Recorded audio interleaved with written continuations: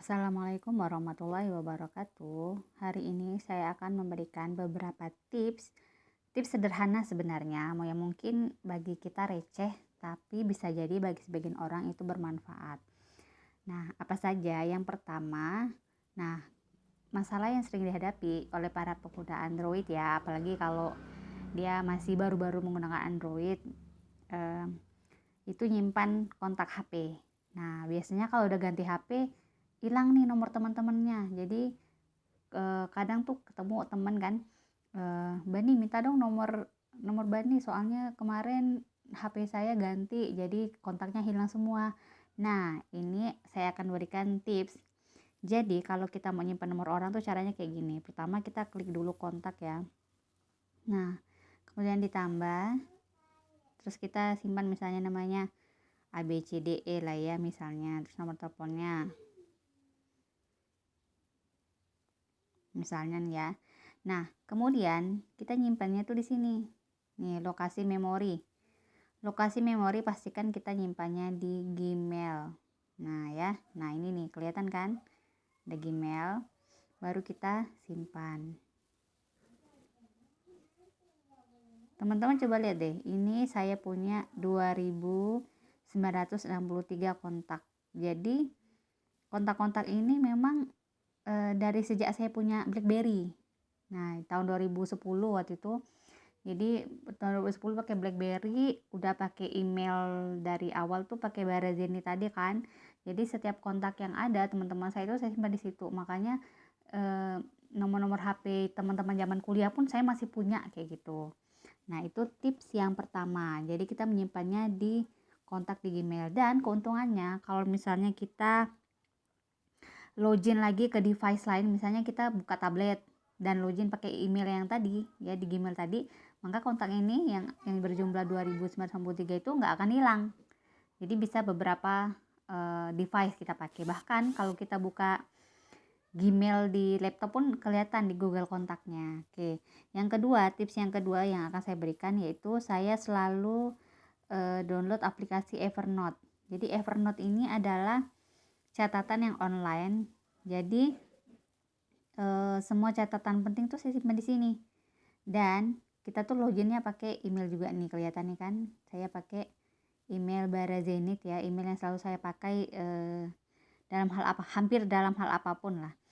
Nah, jadi email ini kita pakai terus untuk login di Evernote. Catatan-catatan penting lah yang tidak ingin kita kehilangan data tersebut kayak gitu. Jadi kalau HP-nya terreset atau misalnya kita ganti HP, kita login lagi Evernote-nya dengan email tadi, maka semua catatan yang sudah kita buat ini akan kembali lagi. Tips yang kedua ya. Kemudian tips yang ketiga, ini sederhana sebenarnya, receh banget lah pokoknya. Jadi kalau saya itu selalu mendekatkan aplikasi-aplikasi yang sama. Misalnya nih, yang sama-sama e-banking nih, ada Mandiri Online, terus ada Kalbar Mobile, terus ada Mandiri Syariah. Kemudian di sini ada marketplace ya, saya pakai marketplace Tokopedia, terus ada Shopee, JD.id. Jadi deketin. Terus di sini juga ada Telegram, Messenger, WA Business, WhatsApp. Jadi semua aplikasi yang fungsinya sama, sosial media misalnya, jadikan satu tempat gitu ya. Kemudian kalau e-banking satu tempat juga gitu. Seperti itu. Kemudian tips yang berikutnya, nah kita sering ngeluh kalau WA kita tuh lelet. Nah, caranya kita buka aplikasi WA-nya, kemudian kita buka settingan, setelan ya. Ini salah satu caranya ya. Terus kalian klik data dan penyimpanan. Nah, di sini ada penggunaan jaringan ya. Kita pilih yang setel ulang, terus setel ulang. Tara, jadi 0 kilobyte. Nah, ini akan memperingan lah kerja WA. Kemudian tips berikutnya, nah ini teman-teman bisa lihat ya, saya ada ngepin grup kayak gitu. Jadi misalnya ini saya unpin dulu ya. Caranya, jadi teman-teman supaya nggak tenggelam chat-chat yang penting menurut teman-teman. Nah, dipin aja kayak gini. Jadi misalnya tadi ya, karena saya wali kelas 8B, jadi saya akan ngepin grup ini. Nah, ini ya. Ini saya klik lama-lama di grupnya, kemudian sematkan chat. Nah, jadi dia kepin ini nih. Kalau kepin dia akan tetap berada di atas gitu. Jadi dia tidak akan tenggelam WA-nya kayak gitu. Kemudian untuk nge-save, misalnya kemarin saya ikut grup ini. Nah, homeschooling. Jadi saya lagi belajar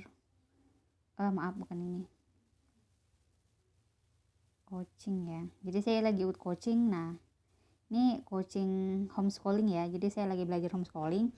Nah, ini kan kegiatan webinarnya penting-penting ya, isinya penting-penting. Jadi saya tuh nyimpannya kayak gini. Kita klik tanda titik 3 di sini, saya ulang ya. Tanda titik 3, kemudian lainnya, kemudian export chat. Nah, kemudian sertakan media. Jadi ada foto, video, kemudian link. Nah, ini pasti masuk gitu. Kita tunggu sebentar. Nah, kita mau simpan di mana? Misalnya kita simpan di drive atau di email ya. Misalnya saya simpan di drive nih. Nah, ini masuk nih semuanya, foto, video. Nah, saya akan nyimpannya di sini ya. Di email saya yang satunya nih. Nah, kemudian klik simpan.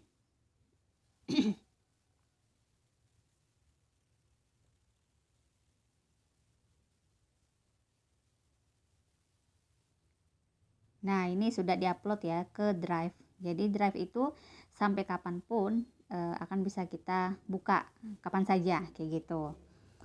Kemudian tips berikutnya adalah, oh iya, supaya WA-nya nggak penuh juga, misalnya kita buka grup ya, kita nggak mau langsung ter-save.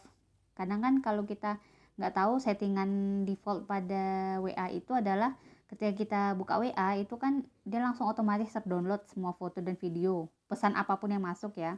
Jadi kita buka settingannya, setelan, kemudian akun, kemudian pilih privacy.